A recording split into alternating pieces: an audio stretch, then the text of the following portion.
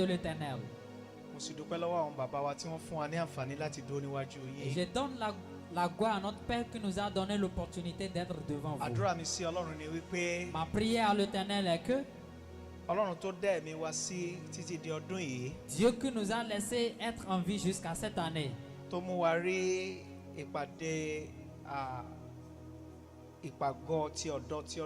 et qui nous a fait voir la conférence des jeunes de cette année, il va nous faire voir pour l'année prochaine au nom de Jésus. Mettez vos mains comme ceci. Ce que nous voulons avoir l'enseignement sur, nous voulons voir le travail du Saint-Esprit pour faire venir la bénédiction dans notre travail. Ou bien, qui sont ceux qui n'ont pas besoin de la bénédiction du Saint-Esprit? Ouvrez vos mains comme ça. Saint-Esprit, Saint-Esprit, Saint-Esprit, bénis mon travail. Ouvre-moi les yeux à ce que je dois faire. Il est différent de savoir ce qu'il faut faire, et il est différent de faire ce qu'il faut faire. Saint-Esprit, bénis mon travail. Ouvre mes yeux à ce que je dois faire. Au nom de Jésus.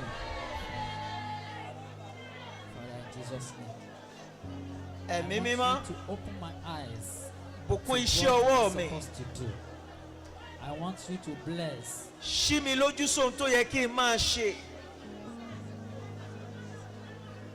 Ràn mí lọ́wọ́ láti máa ṣe ohun tó yẹ kí n máa ṣe, tí màá fi di ẹni ìbùkún. Ẹ̀mí máa ràn mí lọ́wọ́. Gbọ́ àdúrà náà lórúkọ Jésù Kristi Olúwa wa. Amen. Ọlọ́run olótìtọ́ lórúkọ Jésù gbọ́ ọpẹ́ wa. Amen. Ohun tá à ń béèrè ni wípé a fẹ́ rí ìṣe rẹ̀ Ẹ̀mí Mímọ́ láti mọ ohun tó yẹ ká ṣe, ká sì lè ṣe ohun tó yẹ ká ṣe, ká bàa lè di alábùkún fún nínú iṣẹ́ wa lórúkọ Jésù. Ó yá ràn wá lọ́wọ́. Amen. Ẹ̀mí Mímọ́, a fẹ́ kó ṣí ojú wa sí àwọn ìjìnlẹ̀ ti Ọlọ́run lórúkọ Jésù. Olúwa ẹ ṣe bẹ́ẹ̀. Amen. Ògo ni fún orúkọ rẹ. Hallelujah. Ní orúkọ ńlá Jésù Kristi Olúwa wa. Amen. Ẹ jẹ́ ká jókòó. Prenons siège. Àkòrí gbòòrò wa fún ìpàgọ́ ti ọ̀dọ́ ti ọdún yìí. Le thème principal pour la conférence de cette année, Òun la pè ní. c'est ça nous. Ẹ jẹ́ kí n tiẹ̀ bí yín léèrè kí la pè ní àkòrí wa náà. Mais je voudrais vous demander quel est notre thème. Mi ò gbọ́ mà. Ṣíṣe àmúlò iṣẹ́ ìránṣẹ́ Ẹ̀mí Mímọ́ ní ẹ̀kúnrẹ́rẹ́. Ìyẹn túmọ̀ sí wípé Cela voudra dire que ó ṣeé ṣe kí ènìyàn ní Ẹ̀mí Mímọ́, il est possible d'avoir le Saint-Esprit ṣùgbọ́n kó má ṣe àmúlò et de ne pas l'utiliser. ohun tí Ẹ̀mí Mímọ́ jẹ́ nínú ayé Ce rẹ̀. que le Saint-Esprit est dans sa vie. Ó ṣeé ṣe kí ènìyàn kó ní nǹkan C'est possible d'avoir quelque chose kó má ṣe àmúlò rẹ̀ ní ẹ̀kúnrẹ́rẹ́. et de ne pas l'utiliser tel que cela se doit. Ṣé rí ẹni tí ò bá dẹ̀ ti ṣe àmúlò Ẹ̀mí Mímọ́ ní ẹ̀kúnrẹ́rẹ́ Celui qui ne peut pas utiliser le Saint-Esprit tel yóò que máa cela se doit, pàdánù ohun tí Ẹ̀mí Mímọ́ yẹ kó fún un. il sera en train de faire perdre ce que le Saint-Esprit devrait le donner. Lára ohun tí Ọlọ́run yọ̀ǹda fún ìjọ Parmi les choses que Dieu a données à l'Église láti fi gbádùn Ọlọ́run, pour en jouir l'Éternel, ó ní Ẹ̀mí Mímọ́. c'est le Saint-Esprit. Jésù wípé Jésus a dit, àǹfààní ni yóò jẹ́ fún yín il serait une faveur pour vous tí mo bá lọ sí ọ̀dọ̀ Baba. si je pars vers le Père. Torí nígbà tí mo bá lọ sọ́dọ̀ Baba, Parce que quand je partirai vers le nígbà Père, yẹn ni màá rán Ẹ̀mí Mímọ́ wá. en ce moment je vais faire venir le Saint-Esprit. Ìyẹn túmọ̀ sí wípé Cela voudra dire que ẹnikẹ́ni tó bá ní Ẹ̀mí Mímọ́, quiconque qui reçoit le Saint-Esprit, àǹfààní ni Ẹ̀mí Mímọ́ jẹ́ c'est fún wa. une faveur pour nous. kì í dẹ̀ wá ṣe àwọn ìránṣẹ́ Ọlọ́run nìkan ni ẹ̀mí máa ń jẹ́ àǹfààní Et fún. ce n'est pas au pasteur seulement, le Saint-Esprit est de bénévoles. Torí pé ọ̀pọ̀lọpọ̀ ìgbà làwa kìrìsìtẹ́nì la máa ń rò pé àwọn tí wọ́n bá jẹ́ ìránṣẹ́ Ọlọ́run nìkan ni ẹ̀mí máa wà fún. Parce que nous pensons à des moments donnés qu'en tant que chrétiens, que c'est les pasteurs qui ont besoin du Saint-Esprit. Eye àwa tí a bá ti fi ayé wa fún Jésù Olúwa, Nous qui donnons notre vie à Jésus l'Éternel, tí a dẹ̀ gba ìbáptísì ti ẹ̀mí mímọ́, et que nous avons accepté le baptême du Saint-Esprit, kódà ká jẹ́ ọmọ ilé ìwé, même si nous sommes élèves, ká jẹ́ àgbẹ̀, même si nous sommes cultivateurs, ká jẹ́ òṣìṣẹ́ ìjọba, même si nous sommes fonctionnaires d'État, ẹ̀mí mímọ́ le Saint-Esprit, ó jẹ́ ohun tí Ọlọ́run fi fún wa Il láti est fi ṣe àǹfààní fún wa ní gbogbo ọ̀nà. il est quelque chose que Dieu nous a donné pour nous favoriser dans toutes les voies. Tí ẹ bá wo ìwé tí ó wà lọ́wọ́ wa yẹn, Si nous regardons le livre qui est dans nos mains, ojú ewé kọkànléníogún yẹn, la page 21 là, àkòrí tá a fẹ́ wò òun ló wà níbẹ̀ wípé ṣíṣe àmúlò àwọn ohun ìjìnlẹ̀ Ọlọ́run fún iṣẹ́ àti ìrónilágbára nípa ti ètò ìṣúná. ce qu'elle là nous dit l'utilisation des choses du Saint-Esprit pour approfondir nos travail dans le Saint-Esprit. Mo fẹ́ ká ṣí Bíbélì wa Je voudrais que nous ouvrons notre livre, notre Bible, sí Kọ́ríńtì kínní dans 1 Corinthiens, orí ìkejì. chapitre 2. Kọ́ríńtì kínní 1 Corinthiens, orí kejì. chapitre 2. Ẹ jẹ́ ká kà á láti ẹsẹ̀ ìkẹsàn-án Lisons du verset 9 àti ìkẹwàá. et le verset 10. Yes. Yes. Uh-huh.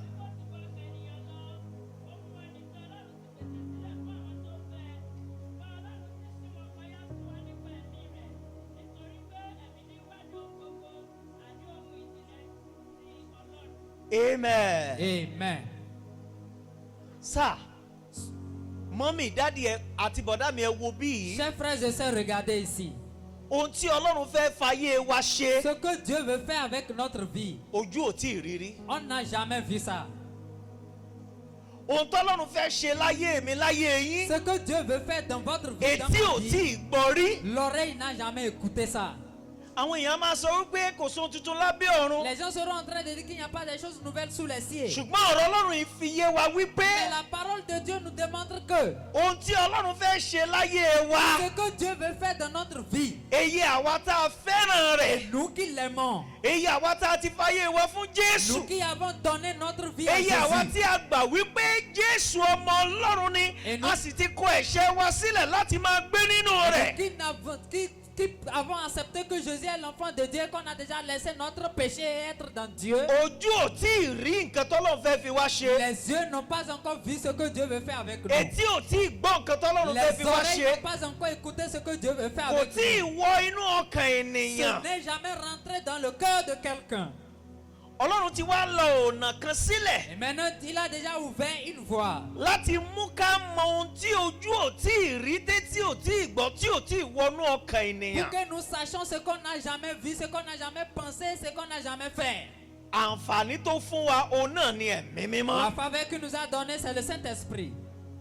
Mo fẹ́ kẹ́ ẹ tẹ̀lé mi ní ìrọ̀lẹ́ yìí kájọ wo ọ̀rọ̀ Ọlọ́run. Je voudrais que vous me suivez attentivement pour suivre la parole de Ohun Dieu. tí mò ń bẹ Ọlọ́run fún ni wípé Ce que je suis en train de demander à Dieu est que lẹ́yìn ìdánilẹ́kọ̀ọ́ yìí, après cet enseignement, ohun tójú ò tí ì rí, ce que l'œil n'a jamais vu, ohun tétí ò tí ì ce gbọ́, que l'oreille n'a jamais ohun entendu, tí ò tí ì wọ ọkàn et ènìyàn ce qui n'a jamais entré le cœur de yóò bẹ̀rẹ̀ personne. sí ní wù jáde láyé wa lórúkọ Jésù. C'est notre vie au nom de Jésus-Christ.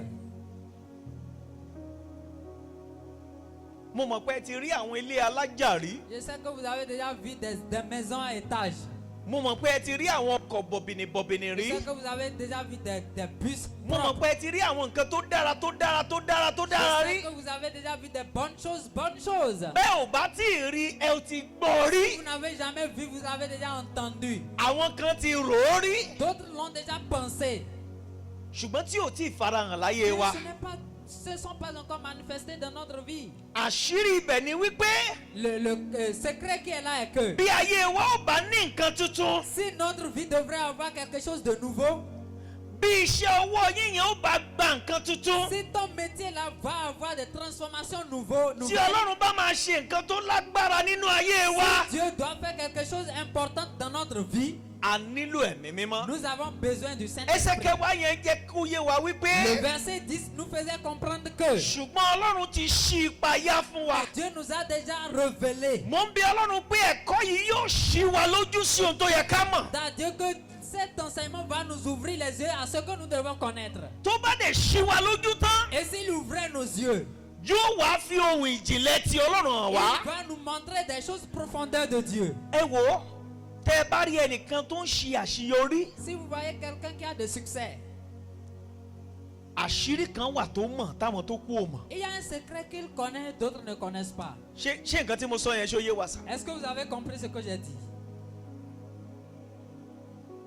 kódà kẹ́niyẹn máa ṣiṣẹ́ bíríkìlà, Même si la personne est maçon, kẹ́niyẹn máa ṣiṣẹ́ oko, ou soit cultivateur, tàbí kẹ́niyẹn wà nílé ìwé, ou bien un étudiant, tẹ́ ẹ bá rí ẹnikẹ́ni tó ń ṣe àṣeyọrí lọ́wọ́, si vous voyez quelqu'un qui a de succès, àṣírí kan wà il tó a un mọ̀ secret qu'il connaît táwọn tó kú ò mọ̀. et d'autres ne connaissent pas. níbi iṣẹ́ yín yẹn mà, Là où vous travaillez là, níbi iṣẹ́ yín yẹn sà, là où vous travaillez là, cher monsieur, àṣírí kan wà tó yẹ kẹ́ ẹ mọ̀, il y a un secret que vous devez connaître tí ó fi yín sókè. et qui va vous soulever. àṣírí kan wà tó yẹ kẹ́ ẹ mọ̀, Il y a un secret que vous devez connaître tí ó mú yín kúrò láàrin àwọn ẹni ilẹ̀.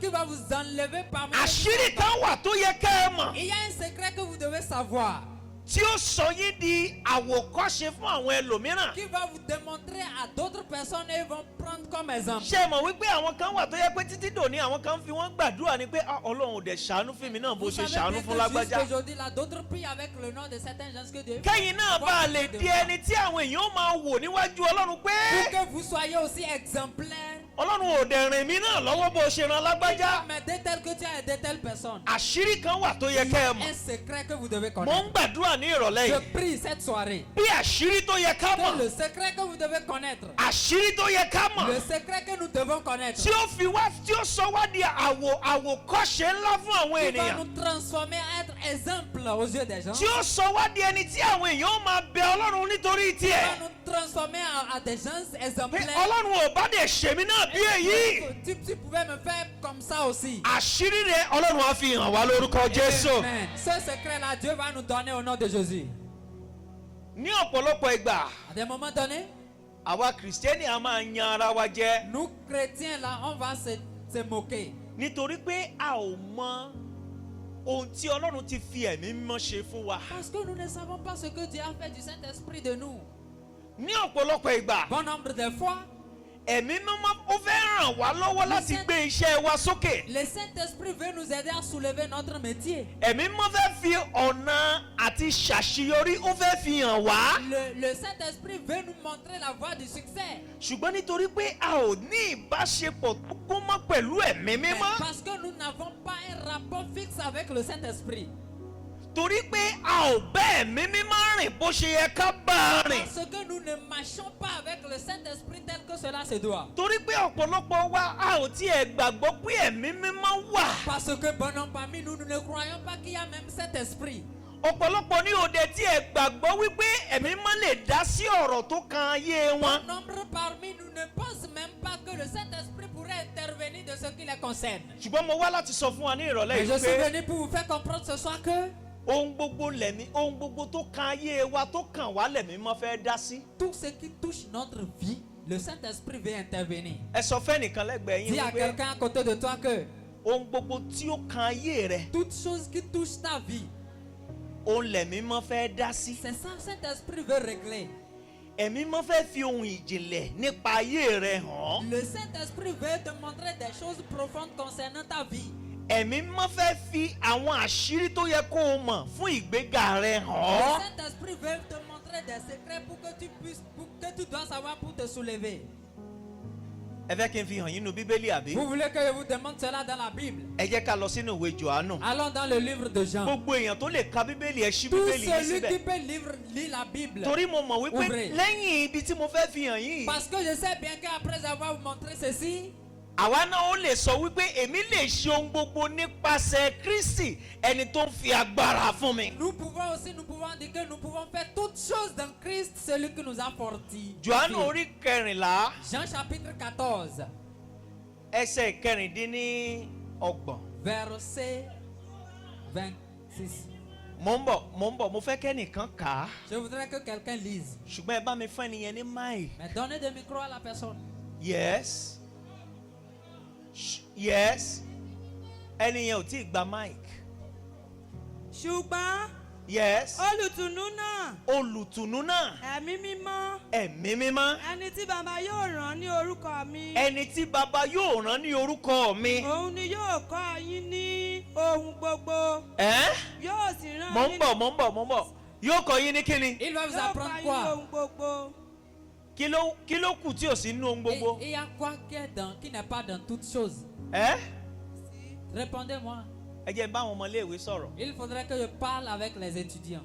Ẹ jọ ṣé maths ó wà lára ohun gbogbo? Est-ce qu'il y a mathématiques Mathematics. dans toutes les choses?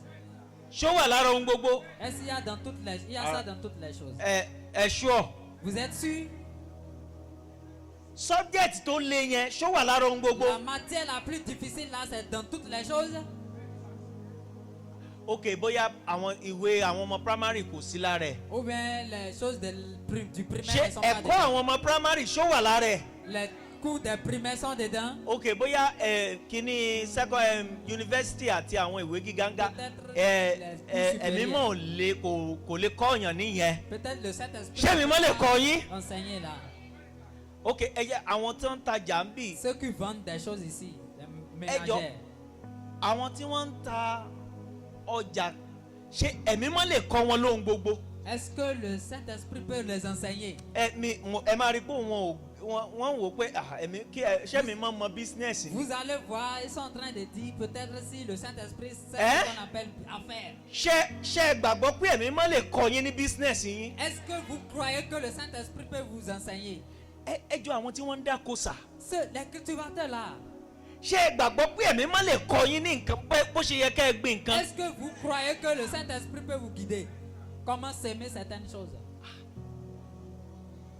Ok, àwa tá à ń kọrin. Maintenant, nous qui sommes chanteurs, Ṣé ẹ gbàgbọ́ pé ẹ̀mí mọ́ lè kọ́ yín ní nǹkan orin tẹ́ ó kọ est-ce que vous tí croyez que le ó mú Saint-Esprit ìbùkún bá àwọn ènìyàn tí ó dẹ̀ mú ìbùkún bá ẹ̀yin náà? peut vous enseigner les chansons que vous allez chanter, les gens seront bénis et vous-même? Ẹ wo, ṣé ẹ mọ̀ wípé ẹ̀mí mọ́ lè fún yín ní àìdíà kan Est-ce que vous savez que le Saint-Esprit peut vous donner des idées, tó máa di owó fún yín? qui va vous donner de l'argent? Ó lè kọ́ wa lóhun gbogbo. Il peut nous apprendre toutes choses. Mo fẹ́ kẹ́ ẹ fọwọ́ mú àyà yín báyìí Je wípé voudrais que vous fassiez ainsi. ẹ̀mí mímọ́ Saint-Esprit, Bíbélì wípé la Bible a dit, ó lè kọ́ mi ní ohun gbogbo tu peux m'enseigner toutes les choses. látòní lọ. À partir d'aujourd'hui, Mo fi ara mi fún ọ. je me montre. Bẹ̀rẹ̀ sí ní kọ́ mi lóhun gbogbo. Commence par m'enseigner toutes choses.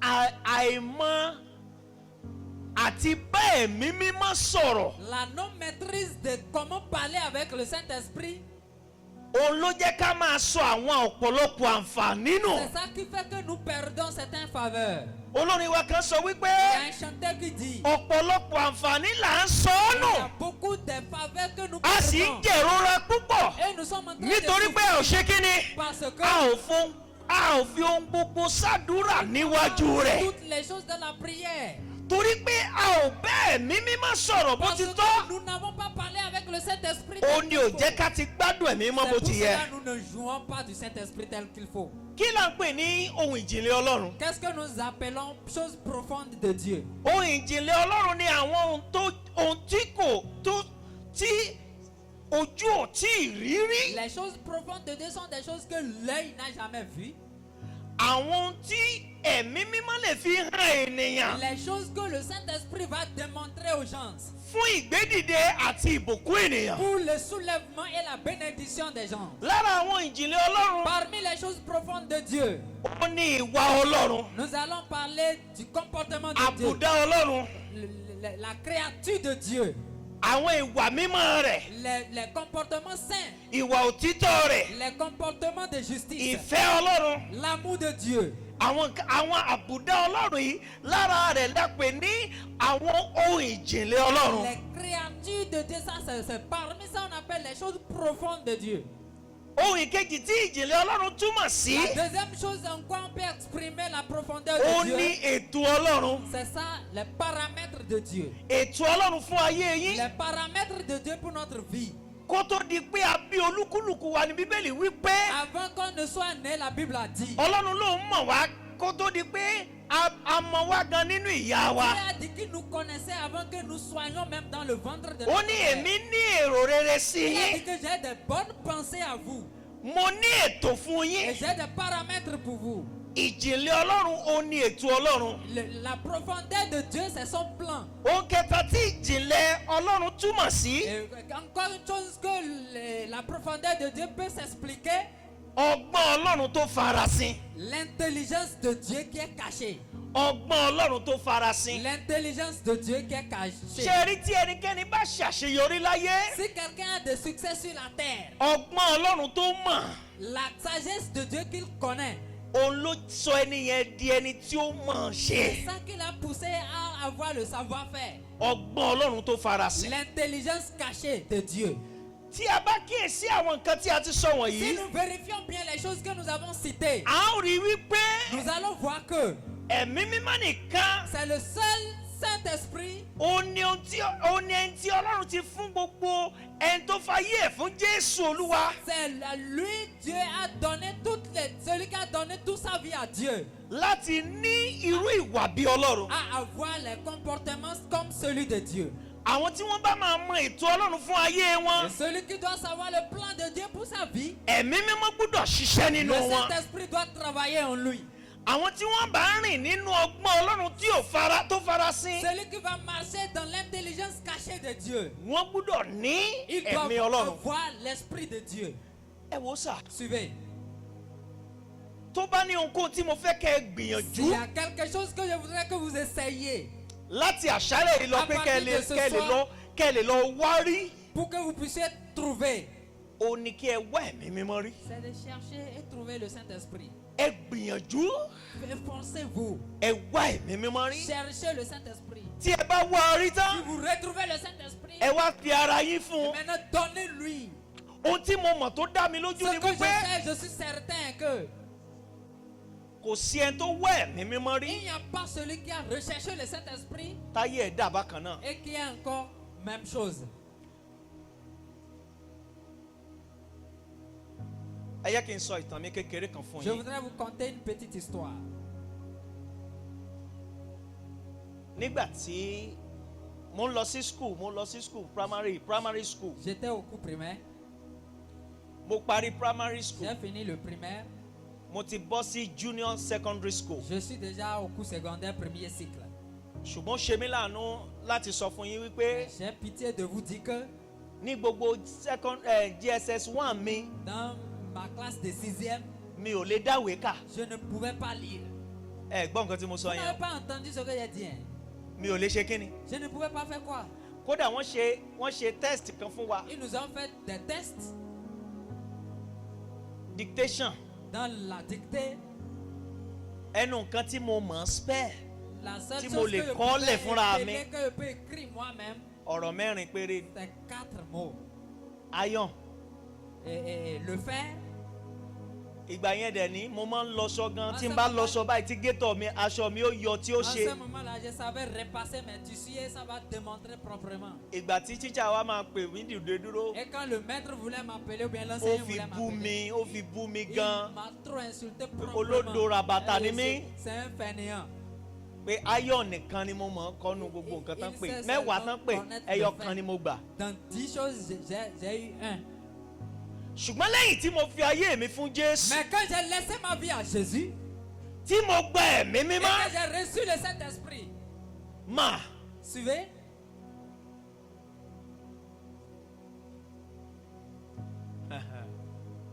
ẹ̀mí mímọ́ bẹ̀rẹ̀ sí ní kọ́ mi lójú oorun. Le Saint-Esprit a commencé par m'enseigner dans le sommeil.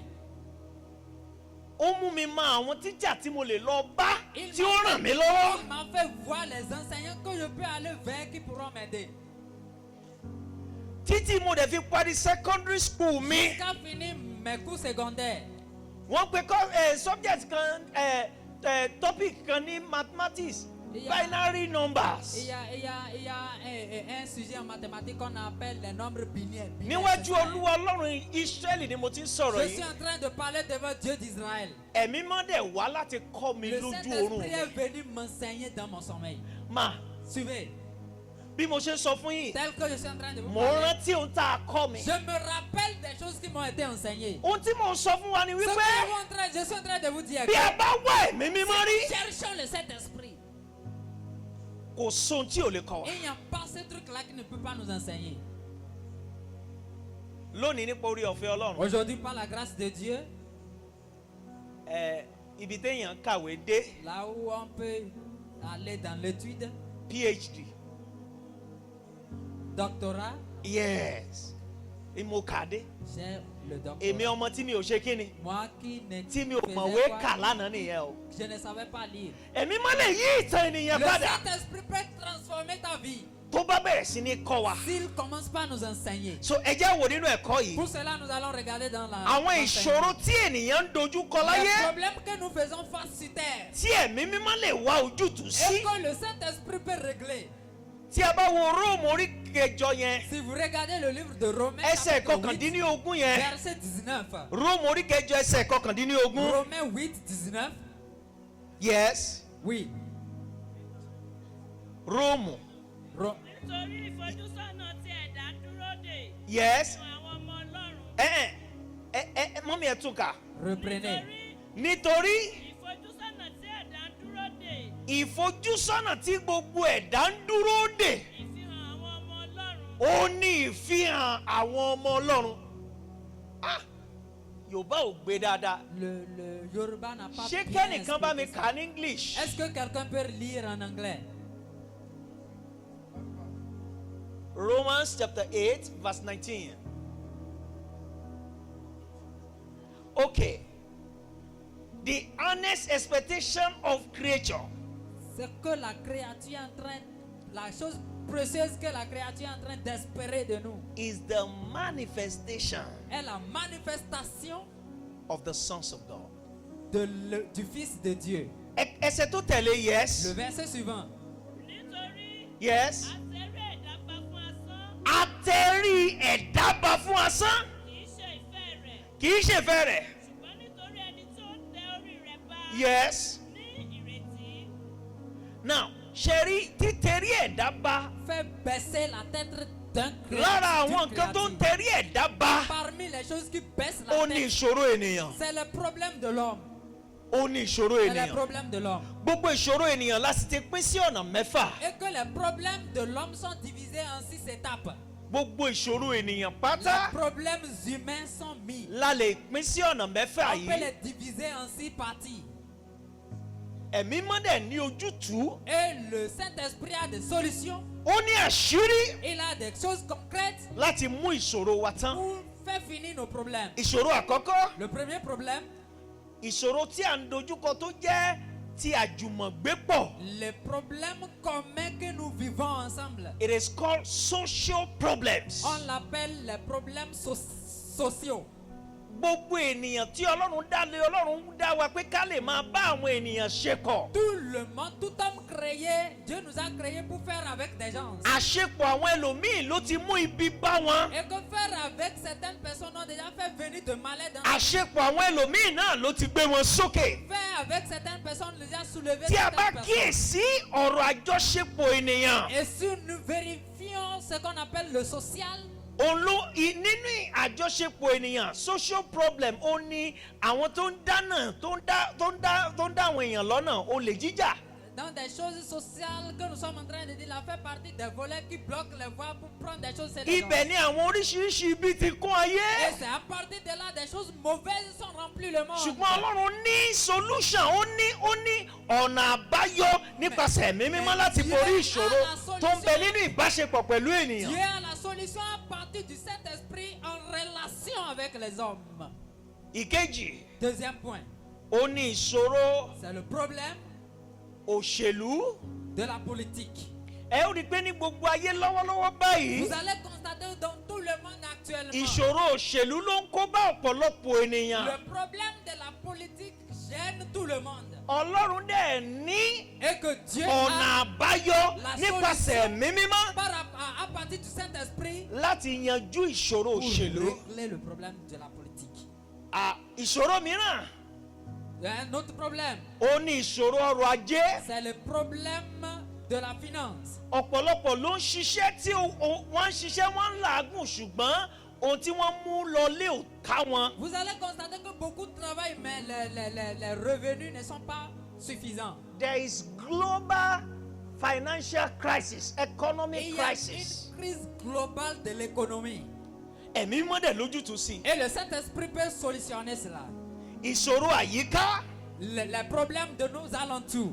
Ẹ ó rí i pé wọ́n ń pe kíní kan ní climate change. Vous allez constater que les gens sont en train de parler du changement climatique. Lára àwọn tó fa climate change ó ní ìṣòro àyíká. Ce qui occasionne ces problèmes de climat là. Ó ń kan olúkúlùkù wa ṣùgbọ́n ẹ̀mí mímọ́ lè mú kí ènìyàn kó rí solution Ça nous touche, mais le Saint-Esprit peut amener la solution sí ìṣòro àyíká. en ce problème. Ìṣòro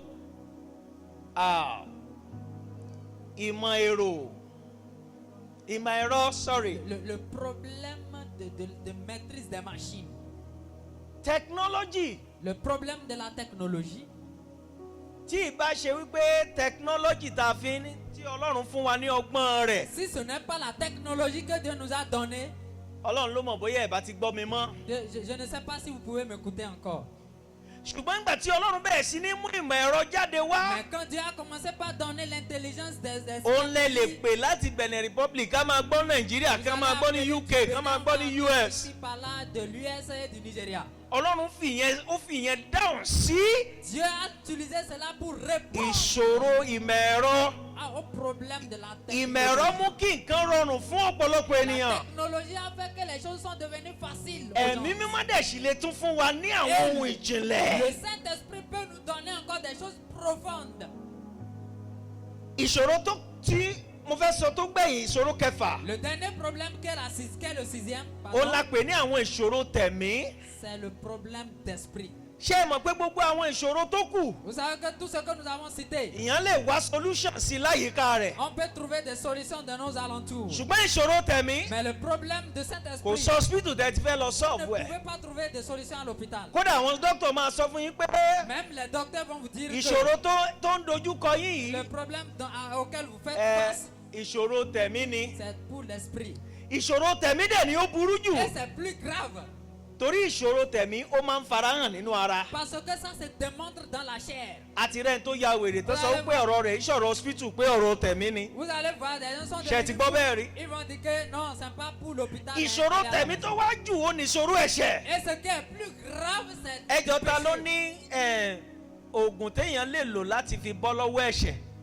qu'il y a des médicaments qu'on peut utiliser Docteur wo lẹ rí tó sauver treat le ẹ rí? péché. Qui est le docteur qui l'a? Hospital wo náà ti ń ṣe? Dans quel hôpital on le Ẹjọ́ fabrique? ta ló ní solution sí ìṣòro àlákàlà? Qui a des solutions aux mauvais Ẹ rêves? ti rí oògùn àlákàlà rí? Vous l'avez déjà trouvé une fois? Àwọn ìṣòro tẹ̀mí, Les problèmes de Saint-Esprit. ẹ̀mí mímọ́, Le Saint-Esprit, ó ní àṣírí láti borí rẹ̀. il a des choses secrètes pour gouverner cela. Kí ló dé tá a fi sọ̀rọ̀ nípa gbogbo àwọn ìṣòro ènìyàn Pourquoi yìí? on a parlé de ces problèmes? Tí ẹ bá kíyèsí, Si vous regardez bien, ohun mẹ́fẹ̀ẹ̀fà tá a sọ yìí, les 6 choses que nous avons citées, òun ló ti di iṣẹ́ fún àwọn ènìyàn táwọn èèyàn ń ṣe tí wọ́n ń solve problem àwọn èèyàn láti máa rí owó. c'est devenu travaux pour des gens sur les Ṣebí ẹ gbàgbé àkòrí wa, kí ni àkòrí ẹ̀kọ́ tá à ń sọ̀rọ̀ lé lórí yìí? Notre thème. Ṣíṣe àmúlẹ̀ àwọn ìjìnlẹ̀ Ọlọ́run fún iṣẹ́ àti ìrónilágbára fún ti ètò ìṣúná. Gbogbo àwọn nǹkan tí a dárúkọ pé ó jẹ́ ìṣòro àwọn ènìyàn wọ̀nyí. Tout ce que nous avons cité en tant que problème d'agence, Ẹnikẹ́ni tó bá tán ìṣòro àwọn èèyàn celui qui peut exterminer le problème de quelqu'un, yóò rí owó bẹ̀ gbà. il aura de ristourne, de l'argent. Praise the Lord. Alléluia. Ẹ yẹ kí n mú wálé. Je vais revenir à la maison. Àwa mélòó là ń rán aṣọ Combien de tá a jẹ́ télọ̀ ẹ̀nàwọ́ yín? combien parmi nous ici qui sont tailleurs? Tí n bá bi yín pé ìṣòro wo lẹ̀ ń báwọn èèyàn tán yẹn, kí lorúkọ ìṣòro tẹ̀ ń bá wọn Si tán? je vous demande le problème que vous solutionnez, vous allez dire quoi? Ẹ̀ ń dáàbò bo ìhòòhò wọn. Que vous protégez les nudité. Nínú mẹ́fẹ̀ẹ̀fà tá a dárúkọ Dans les yẹn, 6 choses que nous avons citées, èwo ni ibi tẹ̀yìn wà yẹn? vous êtes à quel niveau là? It is the problem. Yes, ọrọ̀ ajé tàkọ́kọ́ gan ni tàkọ́kọ́. Le premier point, Is a social issue. c'est un issue sociale. Ẹ jọ àwa tá à ń ta oúnjẹ. Nous qui vendons de nourriture, Àwọn wo ló ń ta oúnjẹ ń bí? qui sont ceux qui vendent de nourriture ici? Ok. Oui. Àìdá oúnjẹ tẹ́ ẹ ti sè parí Soit ce que vous àbí avez èyí tí wọ́n ti préparé ou sè. bien ce qu'on n'a pas encore préparé. Ìṣòro wo lẹ̀ ń tán? Vous rencontrez quel Ẹ̀ ń souci? tán ìṣòro ebi.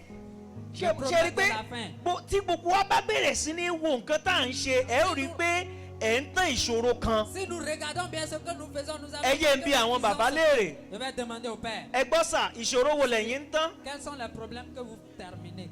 Spiritual. Problèmes spirituels. Ṣé rí tàwọn bàbá yìí? Est-ce que vous voyez pour les pères là? Mò ń bẹ Ọlọ́run pé Je demande à àwa Dieu, gẹ́gẹ́ bí ìránṣẹ́ Ọlọ́run, et comme serviteur de Dieu, ẹ̀mí mú ràn wá lọ́wọ́ le Saint-Esprit va nous aider pẹ̀lú àwọn ẹ̀bùn tá a nílò avec les dons que nous avons besoin láti solve spiritual problem àwọn pour èèyàn. résoudre les problèmes sociaux des gens. Ẹ yẹ kí n sọ àṣírí kan fún wa. Je vais vous dire un secret. Problem tẹ́ bá solve, Les problèmes que vous résolutionnez ó ní agbára láti fún yín lówó tẹ́ ẹ nílò. a de la puissance pour vous donner de l'argent que vous voulez. Study ti fi hàn wípé L'étude nous a démontré que lára àwọn nǹkan mẹ́wàá parmi les 10 choses tí èèyàn ti lè rí owó, que l'on peut trouver de l'argent, èyí tó ṣe gbòógì lára rẹ̀, qui est plus important dedans, ó ní kéèyàn tán ní àwọn ènìyàn. c'est de faire terminer la pauvreté des When gens. you solve people's problem, Quand tu règles le problème des gens, you have added value to them. tu as donné de la valeur à And eux. when you add value to them, Et tu as de valeur en they eux. will pay you. Et ils vont te payer. Ṣé ẹ gbàgbé wípé à ń sọ̀rọ̀ nípa àwọn ìjìnlẹ̀ ti Ọlọ́run? Est-ce que vous n'avez pas oublié que nous sommes en train de parler des choses profondes de Dieu? Àwọn ìjìnlẹ̀ ti Ọlọ́run tí ó ràn wá lọ́wọ́ níbi iṣẹ́ wa Les choses profondes de Dieu qui pourront nous aider là où nous àti travaillons níbi ètò ìṣúná et wa. dans notre finance. Kò sí iṣẹ́ tẹ̀ ń ṣe Il n'y a pas ce travail, ce métier. tí ẹ bá gba ẹ̀mí mímọ́ láàyè Acceptez le Saint-Esprit láti fi àṣírí ohun tí àwọn èèyàn ò mọ̀ pour vous hàn yín. montrer le secret des choses que les gens ne maîtrisent pas. Ẹ ó bẹ̀rẹ̀ sí ní rí wípé èrè tí ó máa wá sọ́dọ̀ yín yóò ju ohun tẹ̀ ń jẹ lọ Vous tẹ́lẹ̀. allez constater que les bénéfices que vous trouvez vont dépasser ce que vous avez l'habitude de trouver. Ẹ jẹ́ kí n sọ fún àwọn ọ̀dọ́. Il faut que je dise aux jeunes, Ẹ wo bí gbogbo ẹ̀yin ọ̀dọ́ tẹ̀ ṣì wà nílé ìwé. suivez-vous, jeunes étudiants. Make sure that you don't just go to school for going to school. Ẹ rí i dájú pé ẹ ò lọ léèwé torí pé ó yẹ kẹ́ ẹ lọ léèwé. Develop a solution mindset. Ẹ mú ọ̀nà àbáyọ, ẹ gbé ọ̀nà àbáyọ dìde. Let from now on look Láti at àkókò yìí problem lọ. around you. Ẹ wo àyíká yín. When you solve people's problems, Tí o bá yanjú ìṣòro ẹnìkan, they will pay your bills. wọn yóò san padà fún ẹ. When you solve problems, Tí o bá yanjú ìṣòro, look at your immediate environment. ẹ wo àyíká agbègbè yín ní àkókò yìí. Identify either economic problem, Ẹ mú àpẹẹrẹ bóyá political problem, tàbí ètò òṣèlú, ìṣòro òṣèlú, human relation problem, àwọn àṣepọ̀ láàrin ènìyàn, When you solve that problem, Tí o bá yanjú irú àwọn nǹkan bẹ́ẹ̀, you will begin to make money. wàá rí i pé wàá bẹ̀rẹ̀ sí rí owó látara. And when you trust the Holy Spirit to open your eyes to problems around you, Tí o bá dẹ̀ gbàgbọ́ nínú ẹ̀mí mímọ́ láti ṣe ojú rẹ sí àwọn ìṣòro tó wà ní àyíká rẹ, yóò dàbí ẹni wípé vous allez constater ce sera comme si so owó wà ń bì. il y a de l'argent ici. Arákùnrin kan bá wa sọ̀rọ̀ Il y lọ́sẹ̀ a tó un kọjá ní frère qui parlait Academic avec Summit. nous au sommet académique. Ó ní ẹ̀mí mọ́ sí òun lójú sí wípé Il a dit que le Saint-Esprit lui a ouvert les yeux, àwọn ìgò bottle water táwọn èèyàn mú yẹn que les eaux en plastique que nous buvons là, pé kò ń bẹ̀rẹ̀ sí ní ne ṣàjọ. commencez pas à les mettre ensemble. Arákùnrin yẹn báyìí Ce type-là, ìyẹn ló ṣe mọ̀ pé kinní yẹn náà ó dẹ̀ máa ń lítà gbogbo àyíká ni ó kàn máa ń ti àyíká. c'est des choses que nous voyons aux alentours qui rendent. Ṣùgbọ́n òun bẹ̀rẹ̀ sí ní ṣàjọ. Mais lui, il a commencé par ramasser cela. Ọlọ́run ẹ̀mí mọ́ dẹ̀ ṣí lójú ó dẹ̀ rí ó dẹ̀ mọ àwọn tó máa tà á fún tí ó dowó fún. Et le Saint-Esprit lui a ouvert les yeux pour savoir à qui il va vendre ça et ça va devenir de l'argent. Mo mọ arábìnrin kan Je connais une dame. ìyá yẹn ti dàgbà díẹ̀. La dame là est un peu âgée. Mọ́mí ẹ̀gbọ́n mo fẹ́ gbàdúrà fún yín. Suivez, je vais prier pour vous. Lórúkọ Jésù àṣírí ìbùkún yín Olúwa yóò fi hàn yín. Au nom de Jésus, le secret de votre Mo ń bẹ bénédiction Ọlọ́run va pé vous lálẹ́ yìí lójú oorun ẹnìkan. Je prie aujourd'hui dans vos rêves. Àṣírí ìbùkún tó yẹ kẹ́ ẹ Le mọ̀. secret de bénédiction que vous devez connaître. Ẹ̀mí mímọ́ yóò fi Le hàn yín. Saint-Esprit va vous les montrer. Ìyá yìí La dame là, ṣe ló dédé lálàá il est tombé en rêve. pé òun wọ́n wá ń já minerals síwájú òun sàn jókòó báyìí wọ́n wá ń já minerals wọ́n ń já minerals. Ils sont en train d'amener des sucreries devant sa maison. Kò tiẹ̀ lówó láti fi ra minerals. Il n'avait pas même de l'argent pour acheter. Ibi àdúgbò tó ń gbé Là où il est en train de vivre, les kò lè alentours, tajà il minerals. ne peut pas vendre des Ṣé ẹ mọ̀ sucreries. pé ibi téèyàn bá ń gbé ńgbà míì wọ́n á sọ wípé tó bá fẹ́ máa tarú ọjà ìwà lọ wá ṣọ́ọ̀bù síbi tó dáa bí. Vous allez entendre des gens disent que Ìgbà si tí tu veux ìyá faire yìí cette jí- chose, va chercher des boutiques à tel endroit. Ẹ̀mí mọ́ wá sọ fún un wípé Et le Saint-Esprit a dit à la dame que quand elle bẹ̀rẹ̀ sí ní s'est ta minerals. commence pas à vendre de sucreries. Ló bẹ̀rẹ̀ sí ní gbàdúrà. Elle a commencé par prier.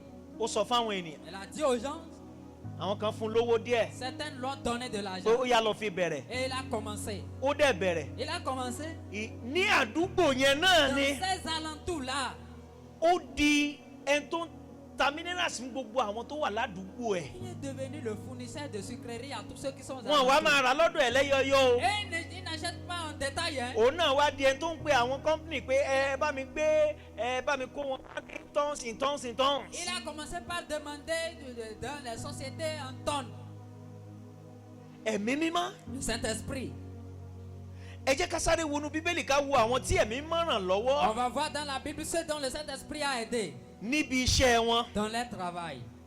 Lára àwọn tí mo fẹ́ dárúkọ Parmi eux que je vais mentionner, ó ní Ísákì. il y a Isaac.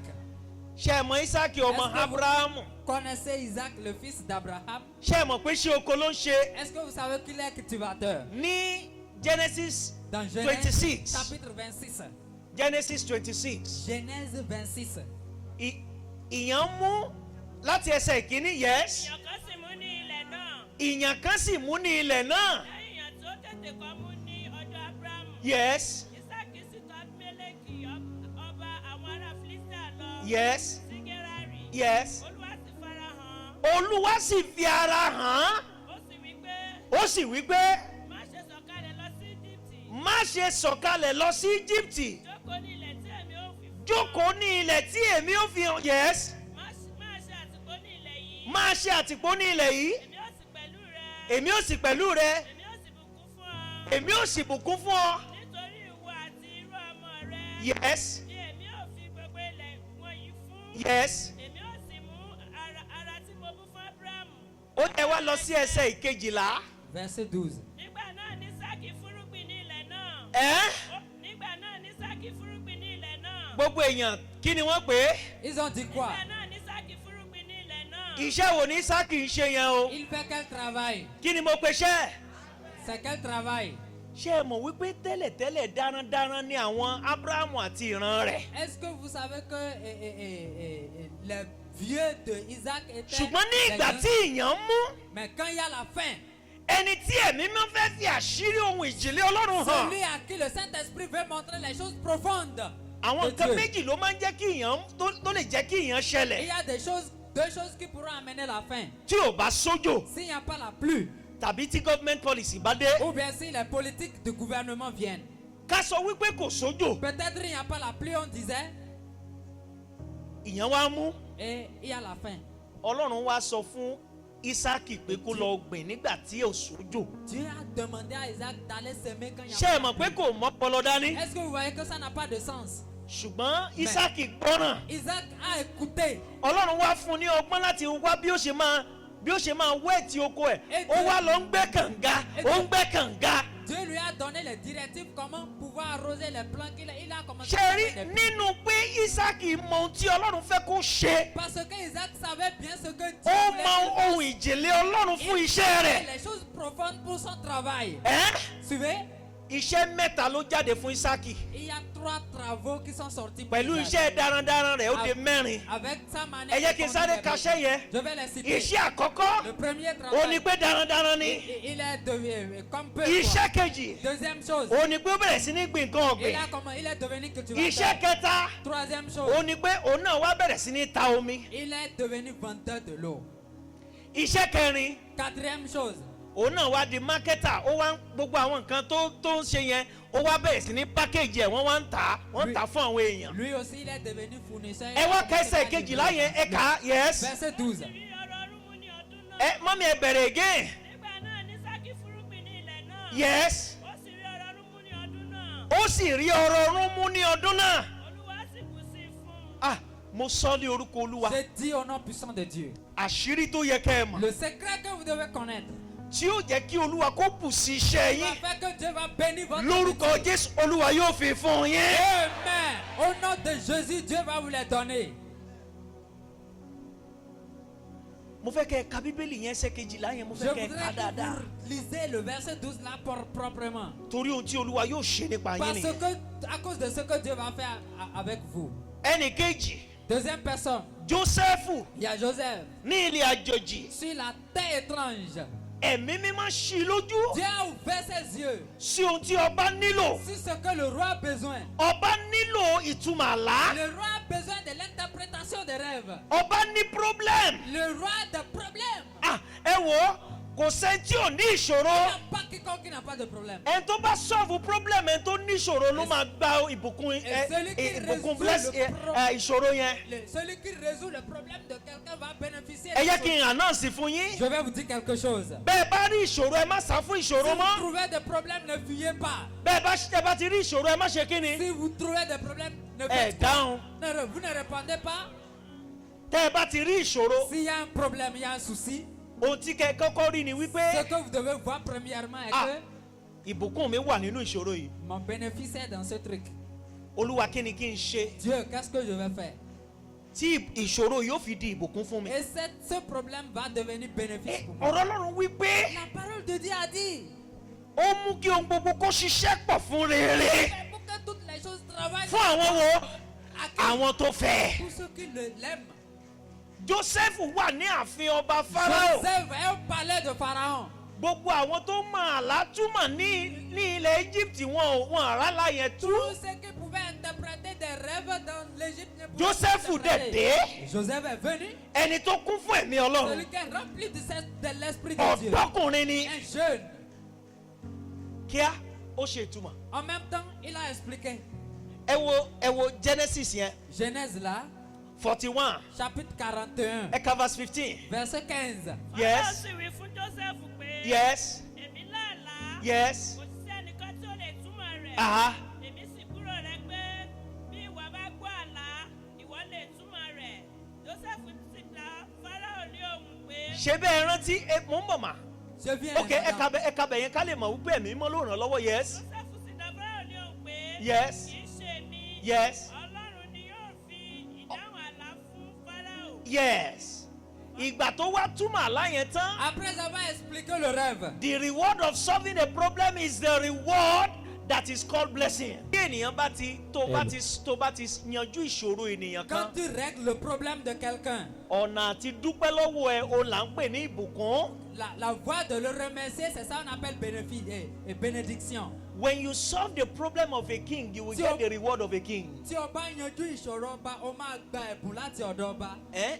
O máa gba ẹ̀bùn ọba. Yes. Ọba wa sọ wípé láti sìn lọ. Et le roi a dit à partir de l'instant, Màá fi ọ́ ṣe igbákejì mi. tu seras mon premier ministre. Ìtẹ́nìkan ni màá fi jù ẹ́ lọ. Et je vais te dépasser Mo avec sọ ní le trône. orúkọ Olúwa. Je dis au nom puissant de Dieu. Àwọn ìṣòro àwọn èèyàn tó yẹ ká Les yanjú problèmes des gens que vous devez résoudre tí ó mú ìgbéga bá wa. et qui va vous soulever. Tí ó mú ìlérí Ọlọ́run ṣẹ lórí ayé wa. Faire naître les Lórúkọ promesses de Dieu Jésù dans notre Ọlọ́run á vie. fún wa ní àṣírí rẹ̀. Amen. Au nom de Jésus, Dieu va nous donner les secrets. Ẹnì kẹta ni Dáníẹ́lì. La troisième personne, c'est Daniel. Dáníẹ́lì ní ilẹ̀ àjèjì. Daniel sur la terre étrange. Ó wà láàárín àwọn ènìyàn tó ń jẹ́ àwọn senators. Il est parmi des sénateurs. Ọba lòun náà ń bá Lui ṣiṣẹ́. aussi, il travaille avec des rois. Ọba yẹn òun náà tún lálàá ó tiẹ̀ tún wá burú. Et le roi là aussi a rêvé, pour lui c'est plus grave. Ó gbàgbé àlá kò tún mọ̀ túmẹ̀. Il a oublié le rêve, il ne se rappelle plus. Multiple problems. Des problèmes multiples. Ṣùgbọ́n Dáníẹ́lì wípé Mais Daniel a dit, dípò tá ẹ fi pa gbogbo ènìyàn. au lieu de tuer tout le monde, Ẹ jẹ́ kí n wọlé tọ̀ Ọlọ́run mi il lọ. faudrait que j'aille vers mon Dieu. Ó dẹ̀ bá Ọlọ́run Il sọ̀rọ̀. a parlé avec Dieu. Ọlọ́run dẹ̀ fi àṣírí fún un. Et Dieu lui a donné le secret. Àṣírí tó sọ òun náà di ènìyàn pàtàkì nílùú àjèjì. Le secret qui lui a transformé à être un homme important dans la terre. Gbogbo étrange. ènìyàn ló ní ìṣòro. Tout le monde a des problèmes. Ẹni tó bá solve ìṣòro ẹnìkan, ó ní ẹni yẹn máa mọ̀. Et c'est celui qui résout le problème de quelqu'un qui sera connu par la personne. Mo fẹ́ rọ̀ wá. Je voudrais vous exhorter. Ká gbẹ́kẹ̀lé ẹ̀mí mímọ́. Il faudrait que nous reposons sur le Saint-Esprit. Ẹ jẹ́ ká gbẹ́kẹ̀lé ẹ̀mí Il mímọ́. faudrait que nous reposons sur le Saint-Esprit. Mo fẹ́ n bá tún sọ oríṣiríṣi ṣùgbọ́n ẹ jẹ́ kí n sọ eléyìí fún wa. J'avais dit beaucoup de choses, mais il va dire ceci. Níbi iṣẹ́ tẹ wà yẹn mà. Là où vous travaillez là, Dádì níbi iṣẹ́ tẹ wà yẹn sà. cher monsieur, là où vous travaillez là, Àǹtí níbi iṣẹ́ tẹ wà yẹn. cher sœur, là où vous travaillez là, Ṣé mọ̀ wípé ìpinnu Ọlọ́run fún yín ni láti fi yín ṣe orí? est-ce que vous savez que la promesse de Dieu, c'est pour que vous soyez le chef? Ẹ dẹ̀ gbúdọ̀ jẹ́ orí tí Ọlọ́run fẹ́ kẹ́ ẹ Et jẹ́. vous devez être le chef là. Vous ne disiez pas Amen. Bí ẹ bá fẹ́ jẹ́ ohun tí Ọlọ́run fẹ́ kẹ́ ẹ jẹ́ yẹn, Si vous voulez être ce que Dieu veut que vous ẹ bẹ̀rẹ̀ sí ní soyez, bá ẹ̀mí mímọ́ ṣe pọ̀. commencez par faire avec le Saint-Esprit. Ẹ máa bá ẹ̀mí mímọ́ sọ̀rọ̀. Commencez par parler avec le Ṣé rí Saint-Esprit. ọ̀pọ̀lọpọ̀ àdúrà wa ni ò jẹ́ kẹ́mi mọ́ ràn wá lọ́wọ́? Beaucoup de nos prières ne font pas que le Dípò ká máa nous aide. béèrè pé ẹ̀mí mímọ́ kí ni kí n Au ṣe? lieu de demander au Saint-Esprit que Ṣé la kàn ṣáà ń gbàdúrà tí ò mú òye wá? On va commencer par prier des prières insensées. Torí ẹni Paul apọ́sù ṣe sọ C'est pour wípé cela Paul l'apôtre a dit, ẹ̀mí mímọ́ ló ń fi ìrora tí a kò lè fi ẹnu sọ bẹ̀bẹ̀ fún wa torí a ò mọ nǹkan tá a bá béèrè. le Saint-Esprit est en train de nous demander pardon sur des choses parce que nous ne savons pas quoi demander. Níbi iṣẹ́ yín yẹn, Là où nous travaillons, ẹ bẹ̀rẹ̀ sí ní bi ẹ̀mí mímọ́ léèrè. commencez par demander à Ẹ̀mí mímọ́ kí ni kí n l'Esprit. ṣe? Saint-Esprit, je fais Tí quoi? wọ́n bá gbé problem kan wá Si bá on yín, amène un problème ẹ vers ti vous, rí i pé ẹ̀mí mímọ́ ó lè kọ́ wa ní ohun gbogbo. sachez que le Saint-Esprit peut vous Ẹ bi léèrè. enseigner. Vous lui demandez, Ẹ̀mí mímọ́ kí ni kí n ṣe? Dieu, je peux faire quoi? Kí lọ̀nà àbáyọ? La solution Ẹ est wo, où? ẹ jẹ́ kí n fi àṣírí kan hàn Je yín. voudrais vous montrer un secret. 1 Corinthians 1 Corinthiens, chapter 10 chapitre 10, verse 13. verset 13.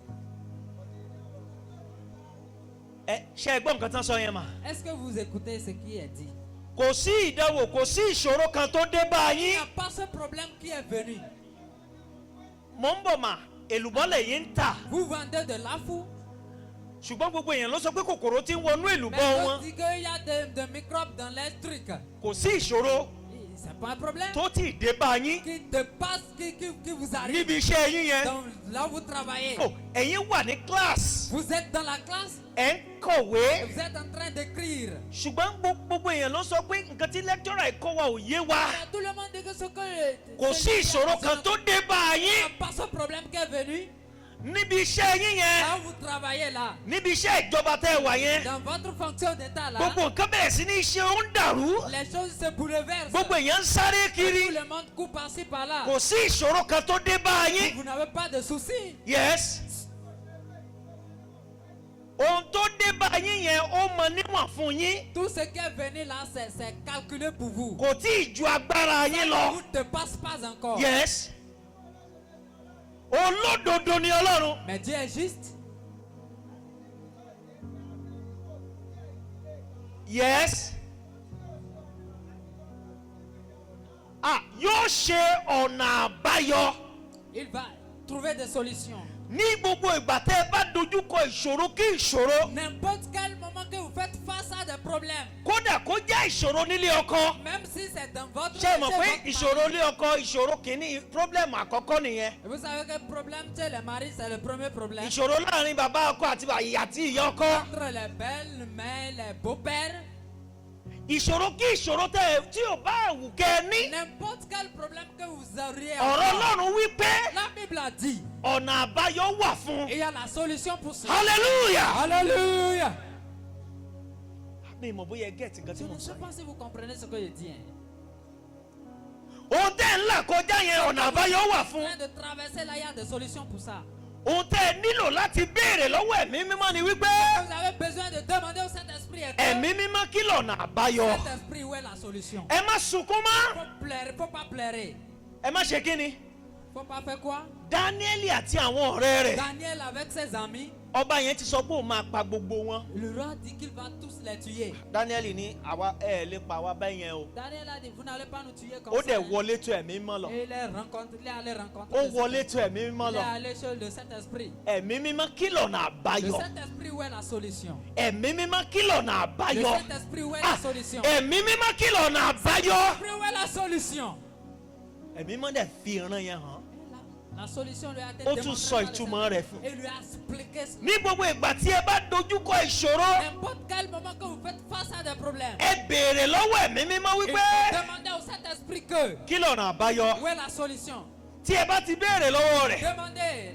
ohun tó dá mi lójú ni wípé Très certain que olótìtọ́ ni il est juste. yóò fi ọ̀nà àbáyọ hàn Il wá. va vous montrer la Kí solution. ni nǹkan tá a ṣe Qu'est-ce que nous allons faire? láti bẹ̀rẹ̀ sí ní jẹ́ kí ẹ̀mí mọ́ kó máa fi ọ̀nà àbáyọ hàn wá? Commencez par Ohun avoir àkọ́kọ́, la solution de ẹ Saint-Esprit. fi ara yín fún ọ̀rọ̀ Ọlọ́run. Il faut commencer par se donner aux Ẹ paroles de fi ara Dieu. yín fún ọ̀rọ̀ Ọlọ́run. Il faut commencer par se donner aux paroles Ẹni de tí Dieu. ò bá ka ọ̀rọ̀ Ọlọ́run tí kò lè rí ìmísí gbà. Celui qui ne lit pas la parole de Dieu ne peut pas trouver l'inspiration.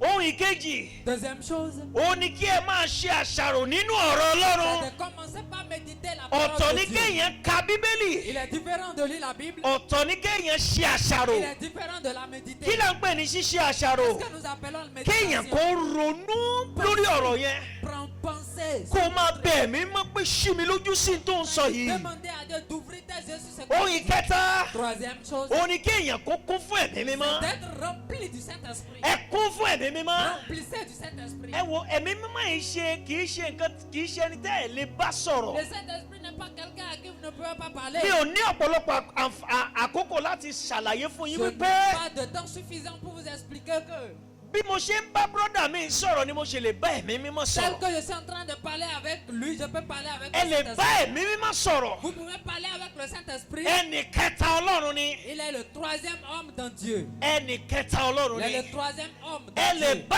ẹ̀mí mímọ́ Vous sọ̀rọ̀. pouvez parler avec lui. Tí ẹ bá kún fún ẹ̀mí Et si mímọ́, vous êtes rempli de yóò Saint-Esprit, bẹ̀rẹ̀ sí ní fi àṣírí àwọn ìjìnlẹ̀ il wọ̀nyí. va commencer par vous montrer des choses profondes. Ohun ìkẹrin, La quatrième chose, òun ni pé kí ẹ máa gbàdúrà nínú c'est ẹ̀mí. de prier en esprit. Ẹ gbàdúrà nínú ẹ̀mí. Prier en esprit. Èyí àwa tí a ti rí ìbátísí ti ẹ̀mí mọ́ Nous qui gbà. avons déjà reçu le baptême du Saint-Esprit, Ara àǹfààní tí ẹ̀mí mọ́ fún wa. la faveur que l'Esprit nous a Òun ni donnée, pé ká lè fi èdè mìíràn c'est sọ̀rọ̀. de parler en langue. Nígbà tí nǹkan bá rújú tí nǹkan bá dàrú tán, Lorsque des choses sont bouleversées, ẹ bẹ̀rẹ̀ sí ní gbàdúrà nínú ẹ̀mí. commencez par prier en esprit. Ẹ̀mí máa ṣí mi lójú sí i. L'Esprit, ouvre-moi les yeux. Kí ẹ bẹ̀rẹ̀ sí ní gbàdúrà nínú ẹ̀mí. Commencez par prier en esprit. When you pray in spirit, Tó o bá gbàdúrà nínú ẹ̀mí, you will gain access to the secret things of God. wàá rí oore ọ̀fẹ́ láti rí àwọn ohun ìjìnlẹ̀, ohun ìkọ̀kọ̀ Ọlọ́run. Lẹ́yìn tá a bá ti gbàdúrà nínú ẹ̀mí tán, Après avoir prié en esprit, ẹ farabalẹ̀. mettez-vous à l'aise. Bíbélì wípé, La Bible a dit, be still and see. ẹ dúró. Ẹ dúró jẹ́ kí ẹ sì Ẹ dúró rí jẹ́ ìgbàlà kí ẹ sì Olúwa. ẹ dúró jẹ́ kí ẹ sì rí ìgbàlà Olúwa. Restez pour avoir le salut de Lẹ́yìn Dieu. tẹ́ ẹ ti gbàdúrà, Après avoir prié tẹ́ ẹ ti wá ọ̀rọ̀ et Ọlọ́run, que vous avez médité la parole de Dieu, ẹ dúró jẹ́. restez paisible.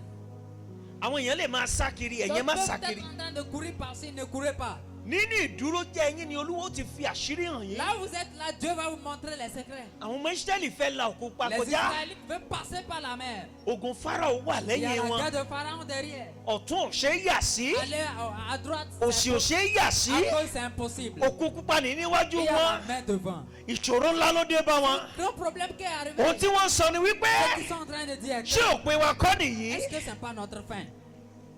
Ṣùgbọ́n Ọlọ́run sọ fún Mósè Mais pé le Saint-Esprit a dit à Moïse que ẹ dúró jẹ́ arrêtez-vous, kẹsì rí ìgbàlà vous Ọlọ́run. allez voir le salut de Dieu. Nínú ìdúró jẹ́ rẹ̀, Dans les restés fidèles, Olúwa bá a sọ̀rọ̀ wípé Dieu lui a dit que ohun tí mo fẹ́ lò láti ṣe ohun tí mi ò ṣe rí. ce que je voudrais utiliser pour faire ce que je n'ai Ohun tí mo jamais fẹ́ fait, lò láti mú ìdáǹdè àti ce ìrànlọ́wọ́ wá que fún je yín. vais utiliser pour vous trouver des Ohun délivrances. ọ̀nà àbáyọ tí mo ní Et la solution que j'ai, ọwọ́ rẹ ló wà. tu l'as. Ó yá na ọ̀pá rẹ̀. Tends le bâton. Mósè sì na ọ̀pá Moïse rẹ̀. a tendu le bâton. Ọ̀nà sì là fún. Et il y a la route. Ah, mọ́mì, àǹtí bọ̀dá, Chers frères et sœurs, ìṣòro yín yẹn votre problème là, níbi iṣẹ́ yín là yẹn où vous travaillez, lórí ètò ìṣúná yín yẹn votre finance, ọ̀nà àbáyọ wà. il y a la solution. Kò dẹ̀ jìnnà sí yín. Et ce n'est pas loin de vous. Ọwọ́ yín ló wà. C'est dans votre main. Ẹ dúró jẹ́ Restez fidèles. kẹsì rí ìgbàlà Vous Ọlọ́run. allez trouver le salut de Dieu. Ẹ dìde dúró. Levez-vous. Ọlọ́run fẹ́ rán ìrànwọ́ àti ìbùkún sí olúkúlùkù wa. Dieu veut nous faire venir d'aide et de bénédiction. Kò dẹ̀ fẹ́ bùkún wa nìkan. Et il ne veut pas nous bénir seulement. Ó fẹ́ sọ wá di ìbùkún fún ọ̀pọ̀lọpọ̀ ènìyàn. Nous transformer comme bénédiction. Àwa mélòó la fẹ́ jẹ́ ìbùkún fún ọ̀pọ̀lọpọ̀ ènìyàn? Ça, c'est que veut être bénédiction pour les Àwa gens. mélòó la fẹ́ jẹ́ ìbùkún fún ọ̀pọ̀lọpọ̀ ènìyàn? Bénédiction pour les gens. Èmi yàn láti jẹ́ ìbùkún fún ọ̀pọ̀lọpọ̀ Moi, ènìyàn. j'ai choisi pour être bénédiction pour les gens. Ohun tí mo nílò ni kí ẹ̀mí mọ́ kó ṣí mi lójú sí C'est que le Saint-Esprit ouvre mes yeux. àṣírí láti bá ìní àwọn Le ènìyàn pàdé. secret pour rencontrer Ẹ les wo problèmes des gens. ohun tí Jésù tó fi tayọ. Ce que Jésus a utilisé pour être Ó ní au-dessus, wípé ó bá ìní àwọn ènìyàn c'est pàdé. qu'il a rencontré des problèmes des Kí gens. lẹ rò pé Bíbélì ṣe sọ wípé gbogbo ènìyàn sì ń wá láti rí i? Pourquoi la Bible a dit que tout le monde le cherchait? Torí ó ṣe kí ni? Pourquoi? Ó yanjú ìṣòro wọn. Règle les problèmes. Mo fẹ́ kẹ́ ẹ gbàdúrà. C'est que vous priez. Olúwa fún èmi náà ní àṣírí ẹ̀mí mímọ́ Moi, le secret de tí màá fi tán ìṣòro àwọn àyíká mi. de mes alentours. Ẹ wò ó tí ẹ bá Suivez. Bíbélì wípé La Bible a dit. àwọn obìnrin kan sì wà pẹ̀lú Il y Jésù a certaines femmes avec Jésus. tí wọ́n ń bá ìní rẹ̀ pàdé. Ils sont en train de rencontrer la solution. Àwọn obìnrin tó bá ìní wọn pàdé ni o. C'est des gens qui sont rencontrés des soucis. When you meet the need of men, Tí o bá pàdé ìní ènìyàn, they will stand to meet your needs. wọ́n máa dúró láti pàdé ìní tiwọn náà. Mo fẹ́ kẹ́ ẹ gbàdúrà. Je voudrais que vous priez. Ẹ̀mí mímọ́. Saint-Esprit, Mo fẹ́ gbọ́ orin. je vais marcher avec toi. Fi àṣírí Ọlọ́run èmi náà. Montre-moi le secret de Dieu. Bíbélì wípé La Bible a dit. ojú ò tí ì rí. Les yeux ne sont Etí ò tí ì gbọ́. l'oreille n'a pas Kò tí ì wọ inú ọkàn ènìyàn. encore rentré Ohun dans le tọ́lọ́run fẹ́ fi mí ṣe. Dieu veut faire avec Ohun tọ́lọ́run fẹ́ fi yín ṣe. Dieu veut faire de Ó wá ní pé Il a dit. ẹ̀mí mímọ́. Le Saint-Esprit. Òun ló lè fi hàn wá. Ẹ̀mí mímọ́. Le Saint-Esprit. Fi àwọn àṣírí ìjìnlẹ̀ Ọlọ́run hàn mí. Chose profonde de Dieu. Kí èmi náà lè dìbùkún fún àwọn ènìyàn láyìíká mi. Ẹ pe orúkọ Jésù. Ẹ gbàdúrà yẹn dáadáa. Ẹ̀mí mímọ́ ṣí èmi náà lójú. Ṣí èmi náà lójú. Ṣí èmi náà lójú. Kí n lè di ìbùkún fún àwọn ènìyàn ní àyíká mi. Ṣí mi lójú, ṣí mi lójú, ṣí mi lójú. Gbọ́ àdúrà náà lórúkọ Jésù Kristi Olúwa wa. Amen. Mo mọ̀ pé ẹ máa ń at least ẹ máa ń wo fíìmù Mount Zion níbí. Je sais bien que vous regardez des Hein? films ici. Eye àwọn èèyàn mélòó ló ti gbọ́ tí Bra Mike sọ wípé ẹ̀mí mọ́ ló kọ́ àwọn ní script táwọn kọ. Àwọn mélòó la ti gbọ́ rí. Combien ont déjà écouté que le Saint-Esprit a... Bí wọ́n ṣe ń bá ìní àwọn èèyàn pàdé yẹn, Quand ils rencontrent les soucis, ẹ̀yin náà mọ̀ pé owó ń wọ àkáǹtì wọn àbí? vous savez, de l'argent rentre dans Ẹ le tí ì compte. gẹ́ẹ̀tì nǹkan tí mo Vous sọ ne yẹn. comprenez pas ce que je dis. Hein? ẹ pe orúkọ Jésù. Évoquez le nom de Jésus. Ẹ tẹ ọwọ́ yín síwájú. Faites comme ça vos mains. Ẹ̀mí mímọ́. Saint-Esprit, Fún èmi náà ní àṣírí donne-moi aussi le secret tí ó mú àìní mi tán. qui va finir mon insuffisance. Fún èmi náà ní àṣírí Donne-moi le secret tí ó tán ìṣòro àwọn ènìyàn. qui va finir les problèmes des gens. Tí ó sì mú àìní tèmi náà Et qui tán. va finir mon Ẹ gbàdúrà insuffisance. lórúkọ Jésù.